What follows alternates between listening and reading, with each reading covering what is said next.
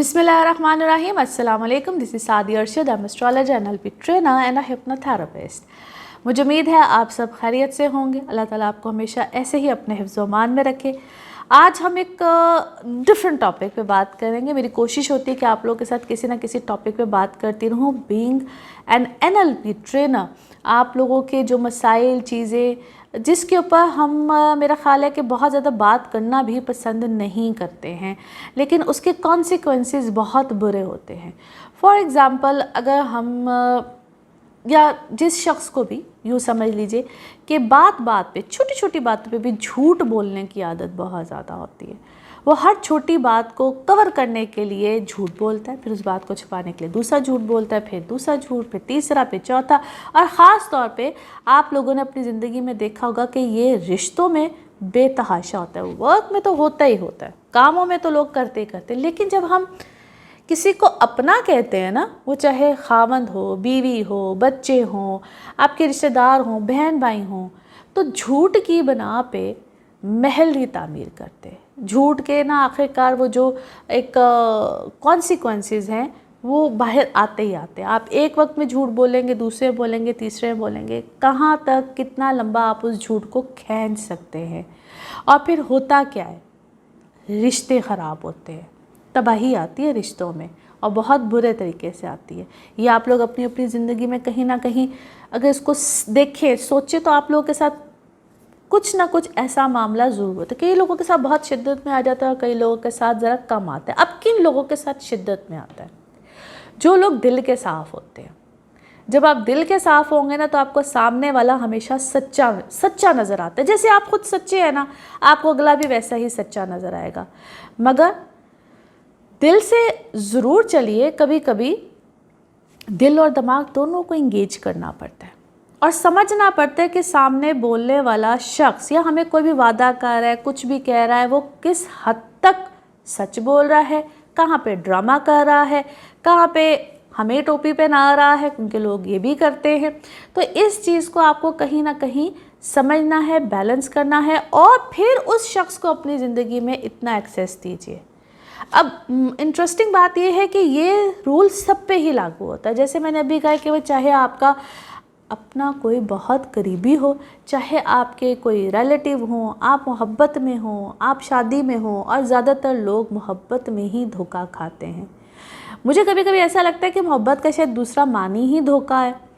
मैं बहुत practical basis पे चीज़ों को लेकर चलती हूँ, अपने क्लाइंट को भी यही बताती हूँ कि आप थोड़ा सा प्रैक्टिकल लाइफ की तरफ आइए और इस फैंटेसी से निकलिए। जो बच्चियाँ यंग एज में शादी हो जाती है, या हर बच्ची का ही मेरा ख्याल है कि ये ख्वाब होता है, वो फैंटेसाइज करती है कि ऐसे खावन को, ससुराल को, लोगों को, जहाँ पे उसको ये तवक्को होती है कि उसको बड़ा ही VIP ट्रीटमेंट मिलेगा। बहुत ज़बरदस्त। लोग आजकल दिखाते कुछ है और होता कुछ है। इसीलिए मैं कहती हूँ कि आप लोग थोड़ा सा गैप दिया करें शादी और मंगनी के दरमियान, और किसी के घर अचानक ज़रूर जाए। प्लान करके नहीं, यानी कि बता के नहीं जाना है, अचानक ज़रूर जाए। उससे आपके सामने बहुत सी चीज़ें, बहुत से मामला खुलते हैं। आपको उनके रहने का तरीका, वो आम रूटीन में कैसे रहते हैं, जो आम रूटीन में नहीं ना अच्छे तरीके से रह सकता। फॉर एग्ज़ाम्पल, उसका घर साफ़ है, क्या हालात है, क्या नौकर है, नहीं है, ख़ुद काम कर रहे हैं, और ख़ुद काम करने में कोई बुराई नहीं होती है।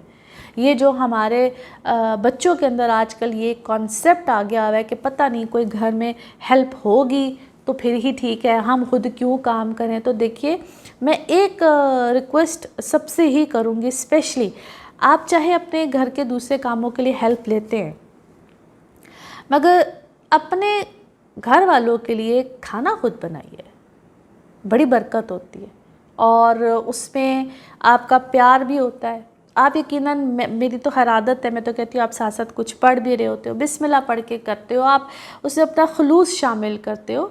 और ऐसा नहीं है कि मैं ये सिर्फ़ ख़वातीन को कह रही हूँ, मैं उन मर्द हज़रात को भी कह रही हूँ जो कि समझते हैं कि अगर ख़ातून काम कर रही हैं, बीवी काम कर रही है, बहन कर रही है, माँ कर रही है, तो हमारा सिर्फ काम है टांग पे टांग रख के बैठ के। इवन पानी का ग्लास या रिमोट कंट्रोल भी, यहाँ तक मैंने देखा है कि रिमोट पास पड़ा हुआ है, टेबल पे पड़ा हुआ है और कहा जा रहा है कि ज़रा रिमोट पकड़ा दीजिए, यानी कि थोड़ा सा ख्याल कीजिए। और ख़ास तौर पे उन लोगों का या उन ख़वातीन का जो कि बाहर भी काम करती हैं।